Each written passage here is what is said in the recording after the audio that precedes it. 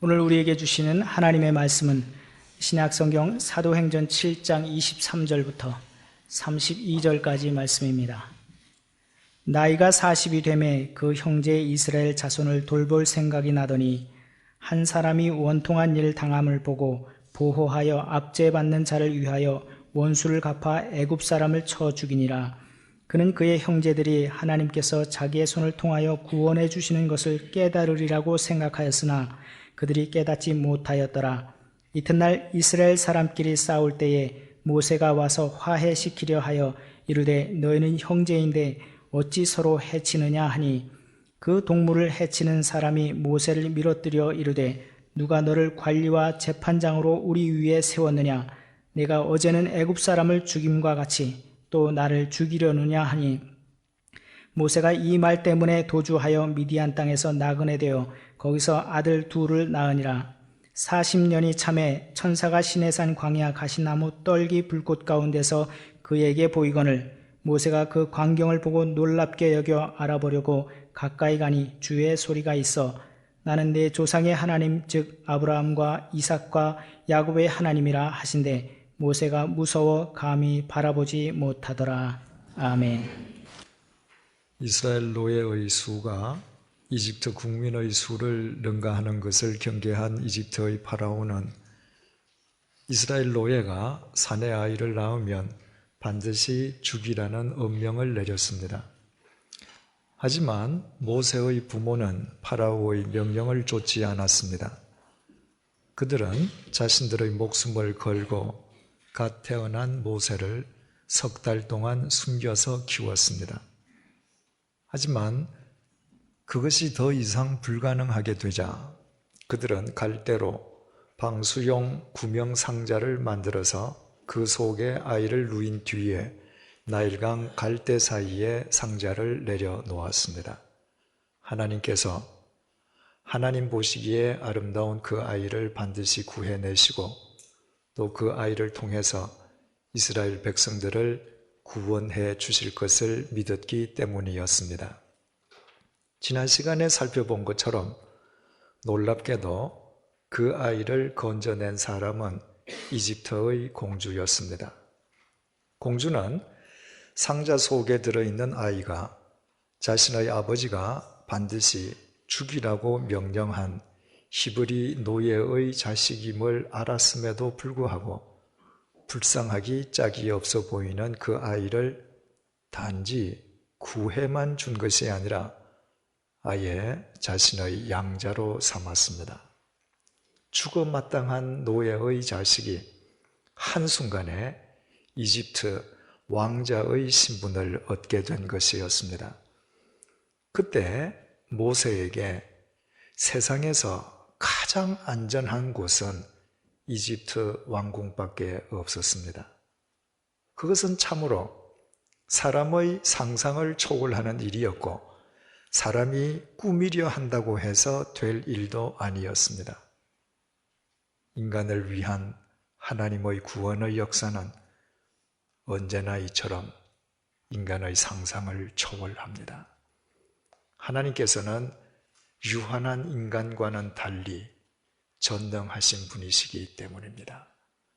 바로 그 전능하신 하나님께서 이 시간에 우리의 하나님이 되어주신다는 것만으로도 우리가 현재 어떤 상황 속에 처해 있든 상관없이 우리는 말할 수 없는 힘과 소망을 얻게 됩니다. 그런데 우리가 9주 동안 살펴보고 있는 스데반의 설교는 오늘 본문에 이르러 모세와 관련해서 우리가 선뜻 이해할 수 없는 내용을 전해주고 있습니다. 본문 23절을 보시겠습니다. 나이가 40이 되매 그 형제 이스라엘 자손을 돌볼 생각이 나더니 모세의 나이 어느덧 40세가 되었습니다. 그의 나이가 40세가 되었다는 것은 이집트 왕자의 신분을 갖고 40년을 살았음을 의미합니다. 그 이집트 왕자인 모세가 40세가 되었을 때 그는 이스라엘 노예들을 자신이 돌보아야 할 자신의 형제로 간주하고 있었습니다. 이집트의 왕자 신분을 지녔음에도 불구하고 자신의 정체성이 이집트인이 아니라 이스라엘인임을 바르게 알고 있었던 것입니다. 자기 정체성에 대한 모세의 인식은 모세의 사고 속에만 머물러 있었던 것이 아니었습니다. 24절을 보시겠습니다. 한 사람이 원통한 일 당함을 보고 보호하여 압제받는 자를 위하여 원수를 갚아 애굽 사람을 쳐 죽이니라.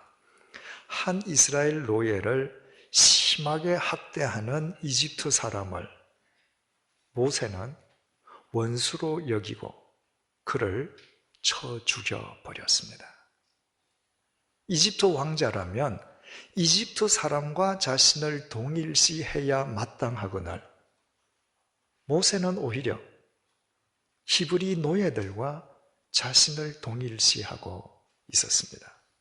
모세는 무늬만 이집트 왕자였을 뿐 실제로는 이스라엘 노예를 학대하는 이집트 사람을 원수로 여길 정도로 철두철미한 히브리 사람이었습니다. 더욱이 본문 25절은 더 놀라운 사실을 전해주고 있습니다. 그는 그의 형제들이 하나님께서 자기의 손을 통하여 구원해 주시는 것을 깨달으리라고 생각하였으나 그들이 깨닫지 못하였더라. 모세는 이스라엘 노예를 학대하는 이집트인을 쳐 죽인 자신의 행동을 하나님과 연결지어서 생각하고 있었습니다. 즉 모세는 하나님께서 자기 자신을 통해 이스라엘 백성을 구원해 주실 것이란 믿음을 갖고 있었습니다. 대부분의 그리스도인들은 모세가 겨우 나이 80세가 되어서 시내산에서 하나님의 부르심을 받을 때에야 하나님을 알게 된 것으로 잘못 이해하고 있습니다. 하지만 오늘 본문은 모세가 이집트 왕자였을 때 이미 그 자신은 이집트인을 원수로 여길 뿐만 아니라 하나님을 확실하게 아는 이스라엘인의 정체성을 지니고 있었음을 밝혀주고 있습니다. 이것이 어떻게 가능한 일이겠습니까? 40년 동안 이집트 왕궁에서 이집트의 왕자로 이집트를 위해 제왕 교육을 받은 모세가 어떻게 이집트인을 원수로 여기고 하나님을 아는 사람으로 자기 자신을 지켜가고 있겠습니까? 이 질문에 대한 해답은 우리가 이미 알고 있는 바와 같이 모세를 건져 올린 공주가 모세의 생모로 하여금 모세가 젖을 떼기까지 생모의 품으로 키우게 한 것 속에서 찾아볼 수 있습니다. 요즘 어린아이들은 돌이 되기도 전에 젖을 뗍니다. 하지만 대단히 특이하게도 그 옛날 이스라엘 사람들은 아이가 태어나면 3년 동안 젖을 먹였습니다. 경우에 따라서는 5년 혹은 7년까지 젖을 먹였다는 이야기가 전해지고 있습니다. 이와 같은 유대인의 관습을 알고 나면 우리는 구약 성경 사무엘상 1장의 내용을 비로소 바르게 이해할 수 있게 됩니다. 아이가 없는 한나란 여자가 있었습니다. 한나가 어느 날 하나님께 서원 기도를 드렸습니다. 만약 하나님께서 아들을 주신다면 그 아들을 하나님께 바치겠노라는 서원이었습니다. 한나의 서원을 받으신 하나님께서 한나에게 아들을 주셨습니다. 한나는 자신이 소원했던 대로 아이가 젖을 땜과 동시에 아이를 성소에 바쳤습니다. 만약 그때 젖을 뗀 그 아이가 똥 오줌도 가리기 전 돌이 되기도 전의 상태였다면 그 아이를 성소에 바친다는 것 자체가 불가능했을 것입니다. 한나는 최소한도 자기 아이를 3년 동안 혹은 5년 이상 자기의 품으로 키웠기에 그 아이를 하나님을 위해 성소에 바칠 수 있었던 것입니다. 모세 역시 이스라엘 사람이었기에 예외일 수 없었습니다. 모세의 생모 또한 모세를 최소한 3년 혹은 5년 이상 자기 품에 품고 자기 젖을 먹이며 양육했을 것입니다. 모세의 생모가 어떤 사람입니까?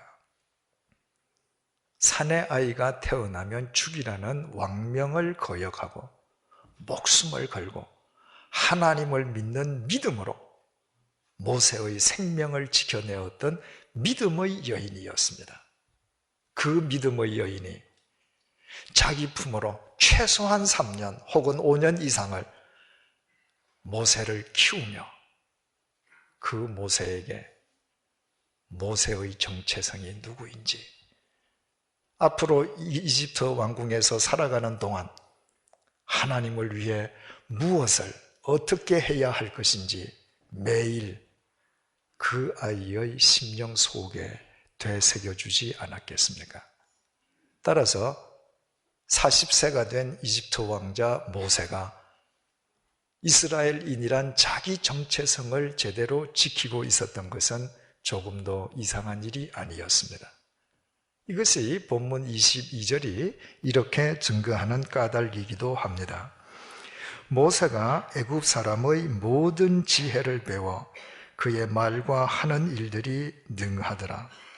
모세는 왕궁에서 받은 제왕 교육을 통해서 모든 면에서 능히 당할 자가 없을 만큼 탁월한 사람이 되었습니다. 자기의 정체성이 누구이며 자기에게 주어진 삶의 책무가 무엇인지를 바르게 이해하고 있었기에 자신에게 주어진 제왕 교육의 기회를 최선을 다해서 활용했던 까닭이었습니다. 마침내 그 모세가 40세가 되었습니다. 그리고 자기 동족인 이스라엘 노예를 학대하는 이집트인을 원수로 여기고 살해해 버렸습니다. 어찌 그런 일이 그날 처음 있었겠습니까? 모세가 사는 동안 이집트인들이 매일매일 히브리 노예들을 학대하지 않았겠습니까? 그러나 모세는 더 이상 참지 않았습니다. 이제야말로 분연히 일어나 행동할 때라고 생각한 모세는 자신의 형제를 지키기 위해 이집트인을 쳐 죽였습니다. 그리고 모세는 이스라엘 노예들이 자신의 행동을 하나님께서 자신을 통해서 이스라엘 백성들을 구원해 주시는 것으로 받아들여 줄 것으로 기대했습니다. 하지만 본문 25절에 의하면 이스라엘 백성들은 전혀 그렇게 생각하지 않았습니다. 그뿐이 아니었습니다. 26절에서 28절을 보시겠습니다. 이튿날 이스라엘 사람끼리 싸울 때에 모세가 와서 화해시키려 하여 이르되 너희는 형제인데 어찌 서로 해치느냐 하니 그 동물을 해치는 사람이 모세를 밀어뜨려 이르되 누가 너를 관리와 재판장으로 우리 위에 세웠느냐 네가 어제는 애굽 사람을 죽임과 같이 또 나를 죽이려느냐 하니 이튿날 이스라엘 노예 두 사람이 서로 심하게 다투는 것을 모세가 목격했습니다. 모세가 그 두 사람 사이에 끼어들었습니다. 너희 둘은 본래 형제인데 왜 다투느냐며 서로 화해할 것을 종용했습니다. 하지만 이스라엘 노예는 모세의 말을 듣기는커녕 모세를 밀어뜨리면서 누가 너를 지도자로 세웠느냐? 어제는 에집트 사람을 죽이더니 오늘은 나를 죽일 셈이냐고 덤벼들었습니다. 상식적으로 그것은 절대로 있을 수 없는 일이었습니다. 모세의 공식적인 신분은 이집트 왕자였습니다. 이스라엘 노예들에게 이집트 왕자는 절대적인 존재였습니다. 이스라엘 노예들이 이집트 왕자 앞에서 할 수 있는 일이라고는 왕자가 무엇을 명령하든 절대 복종하는 것뿐이었습니다. 그런데도 이스라엘 노예들은 이집트 왕자에게 복종하지 않았습니다. 대드는 것도 모자라서 감히 노예가 왕자의 몸에 손을 대고 왕자를 밀어뜨리기까지 했습니다. 한마디로 서슴없이 죽을 짓을 한 것입니다. 이 노예가 바보 천치가 아닌 다음에야 어찌 감히 스스로 죽을 짓을 자행했겠습니까? 그것은 이스라엘 노예들 역시 모세가 누구인지 알고 있었음을 의미합니다. 모세가 비록 이집트 왕자의 신분을 지니고 있긴 하지만 모세의 몸속에 흐르고 있는 피는 자신들과 똑같은 히브리인의 피임을 이스라엘 노예들은 정확하게 알고 있었던 것입니다. 모세의 생모가 최소한도 3년 자기 품으로 모세를 양육한 뒤에 모세가 공주의 양자로 입양되었으니 세상에 이스라엘 노예치고 그 사실을 모르는 이스라엘 사람이 어디에 있었겠습니까?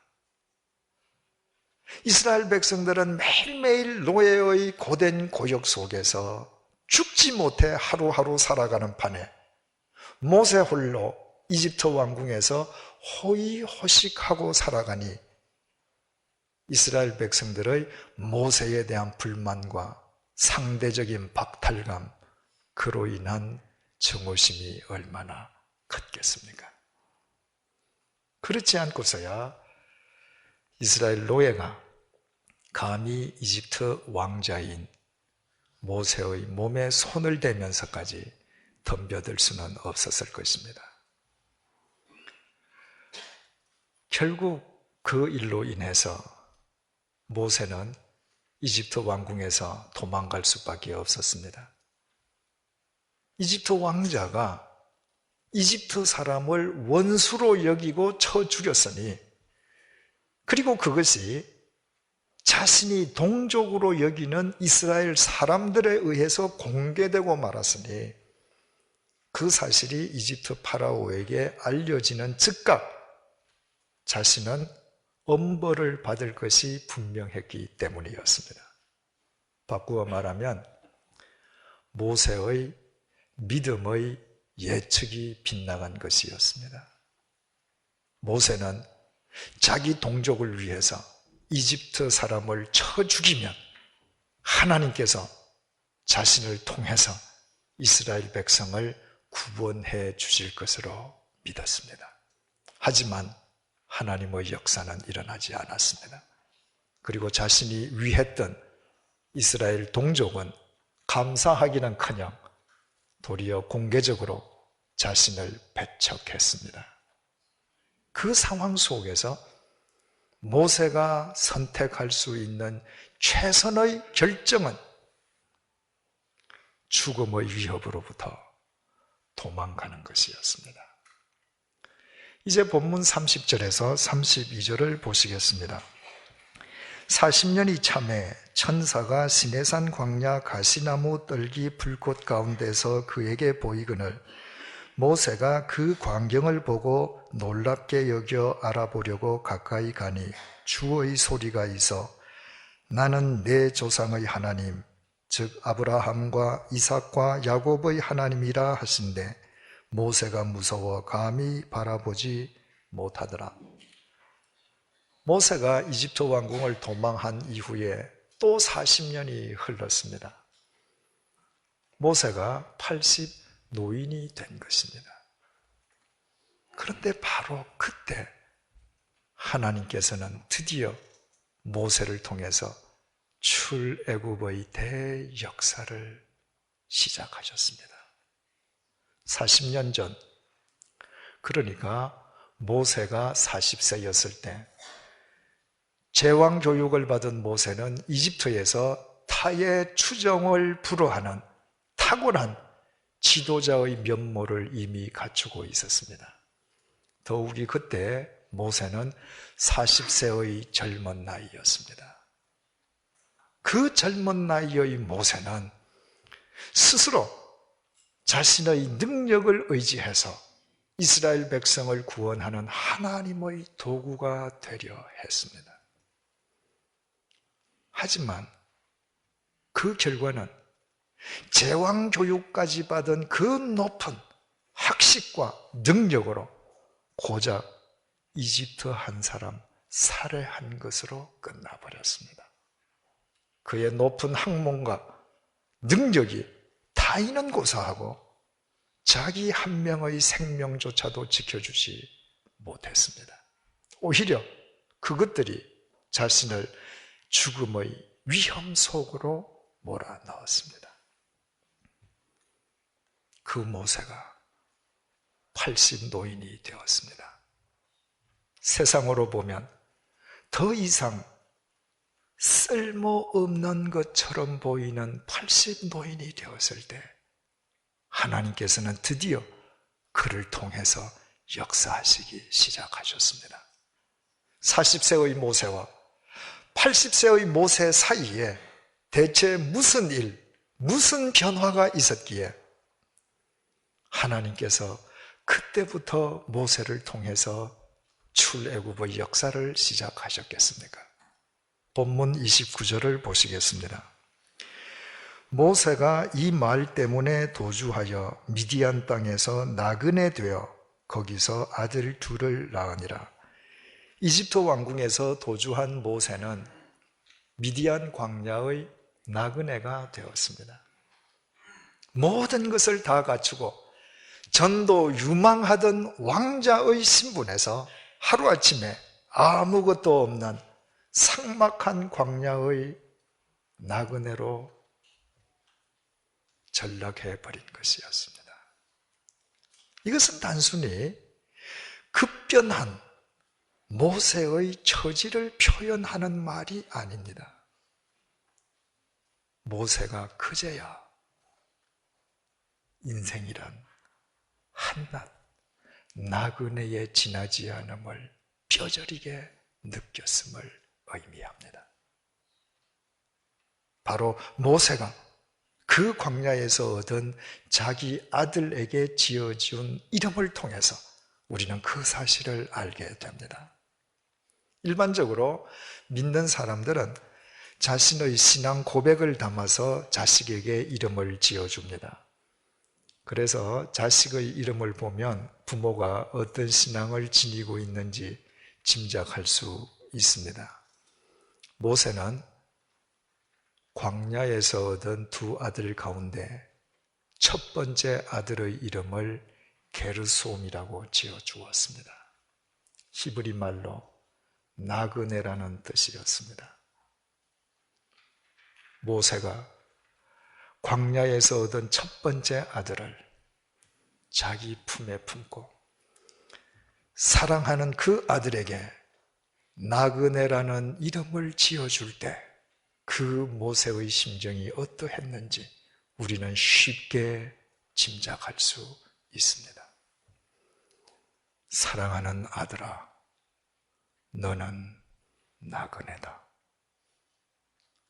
어떤 경우에도 인생이 나그네임을 잊지 말거라.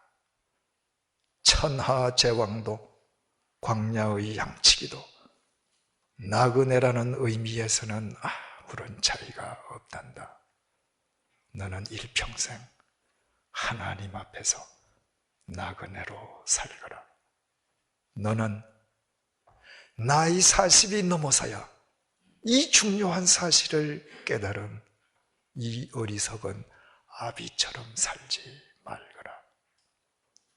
그런 심정이 아니고서야 모세가 사랑하는 첫 아들에게 나그네란 이름을 지어주었을 리가 만무합니다. 그렇다면 인생이 나그네란 사실을 깨닫는 것이 왜 그토록 중요하겠습니까? 모세가 광야에서 얻은 두 번째 아들에게 지어준 이름 속에서 그 해답이 찾아집니다. 모세는 두 번째 아들의 이름을 엘리에셀이라고 지었습니다. 하나님이 도우신다는 의미였습니다. 광야에서 모세가 한 손으로는 첫째 아들 게르솜을 안고 또 한 손으로는 둘째 아들 엘리에셀을 안고 있는 그 광경을 머릿속에 그려보십시오. 그 모습 자체가 모세의 위대한 깨달음과 신앙 고백인 동시에 우리를 향한 모세의 메시지임을 알게 됩니다. 자기 자신이 나그네임을 아는 자만 엘리에셀의 하나님을 온전히 의지할 수 있고, 자기 자신이 나그네임을 아는 자에게만 하나님의 도우심이 온전히 임할 수 있고, 자기 자신이 나그네임을 아는 자에게만 하나님께서 그를 통해 출애굽의 역사를 일으키신다는 모세의 깨달음이요 신앙 고백이요 선포였습니다. 그렇다면 여기에서 우리는 왜 하나님께서 그토록 사랑하시던 아브라함의 후손, 당신의 선민인 이스라엘 백성들로 하여금 이집트에서 그 혹독한 노예 생활을 거치게 하셨는지 그 연유를 알게 됩니다. 사도행전 7장 6절은 아브라함의 후손에 대한 하나님의 말씀을 증언해주고 있습니다. 하나님이 또 이같이 말씀하시되 그 후손이 다른 땅에서 나그네가 되리니 그 땅 사람들이 종으로 삼아 400년 동안 괴롭게 하리라 하시고, 하나님께서 이스라엘 백성들을 이집트에서 노예 생활을 거치게 하신 것은 인생은 한낱 나그네에 지나지 아니함을 그들의 온 삶으로 확인하게 해 주시기 위함이었습니다. 그것이 이스라엘 백성들에 대한 하나님의 배려요 사랑이었습니다. 자신이 나그네임을 아는 자만 엘리에셀의 하나님에게 자기 삶을 온전히 의탁할 수 있기 때문이었습니다. 그렇다면 이 세상에서 과연 누가 지혜로운 사람이겠습니까? 우리가 살고 있는 이 세상은 우리의 목적지가 아니요 우리가 거쳐가야 할 광야일 뿐이요, 그 광야 위에서 우리는 나그네일 수밖에 없다는 사실을 하루라도, 한 시간이라도 빨리 터득하는 사람이 지혜로운 사람입니다. 엘리에셀의 하나님께서는 그런 사람을 도구로 쓰시어 당신의 새 역사를 펼치시기 때문입니다. 잊지 마십시다. 모세는 절대로 80세가 되어서야 하나님을 알았던 사람이 아니었습니다. 모태신앙인으로 태어난 모세는 믿음의 생모의 품에서 젖을 먹고 자라면서 자신의 정체성을 알았고 하나님을 알았고 하나님께서 자기에게 부여하신 삶의 책임을 알았습니다. 모세는 자신의 행위가 하나님의 뜻이라는 믿음도 갖고 있었습니다. 그러나 불행하게도 모세는 나이가 40이 넘기까지 자기 인생이 하나님의 품에 안기기 전까지 이 세상에서 한낱 나그네에 지나지 않음을 몰랐습니다. 자기 인생이 나그네임을 알지 못했기에 모세는 하나님을 알긴 했지만 하나님을 믿기보단 제왕교육을 통해 받았던 자신의 학문과 능력과 소유를 더 믿었습니다. 그러나 그것들이 모세를 지켜주기는커녕 그것은 단지 타인과 모세를 동시에 해치는 흉기가 되었을 뿐이었습니다. 그러나 인생이 게르솜임을 깨달은 모세가 엘리에셀의 하나님에게 자신의 삶을 온전히 의탁했을 때 모세가 지녔던 것 가운데 하나님을 위해 아름답게 쓰이지 않는 것이 하나도 없었습니다. 제왕교육을 통해서 받았던 그의 지식, 지도력, 행정력이 모두 출애굽을 위한 위대한 도구로 승화되었습니다. 그것은 모세가 스스로 나그네임을 고백하는 것으로부터 시작되었음을 간과해서는 안 될 것입니다. 우리는 모두 그리스도인으로서 그리스도인인 우리의 정체성을 분명하게 알고 있습니다. 우리는 하나님을 알고 있고 하나님의 말씀을 알고 있고 이 세상에서 어떻게 사는 것이 하나님의 뜻인지도 분명히 알고 있습니다. 그러나 우리의 문제는 우리 자신들이 한낱 나그네에 지나지 않음을 자각하지 않는다는 것입니다. 나그네임을 자각하지 않기에 하나님을 알기만 할 뿐 하나님보다도 우리의 학문과 우리의 능력과 우리의 소유를 더 신뢰합니다.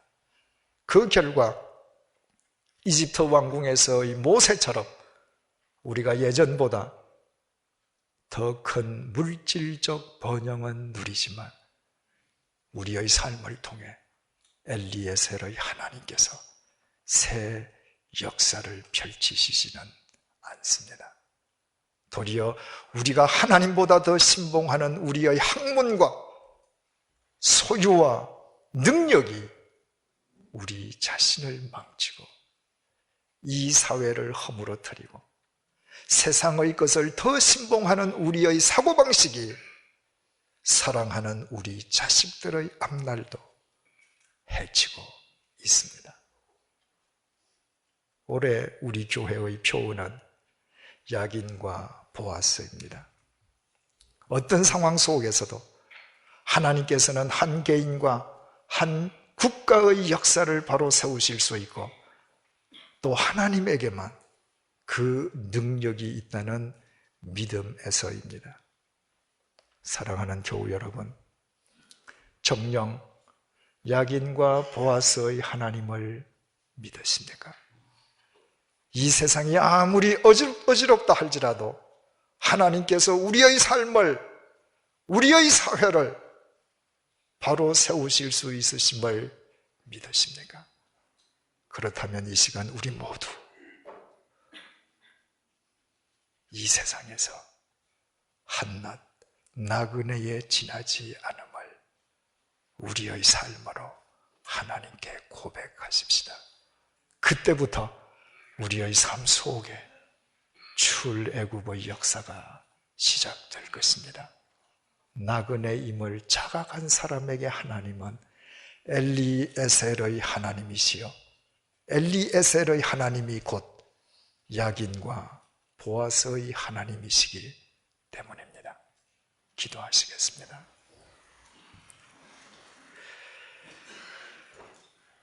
내가 아무리 세상의 것으로 나 자신을 치장한다 한들 나 자신은 매일 공동묘지를 향해 질주하는 정처 없는 나그네임을 고백드립니다.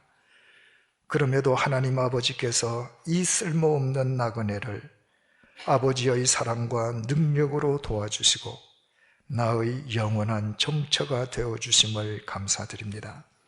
앞으로 나 자신이 게르솜임을 잊지 아니하므로 온전히 엘리에셀의 하나님께 나 자신을 의탁하게 도와주옵소서.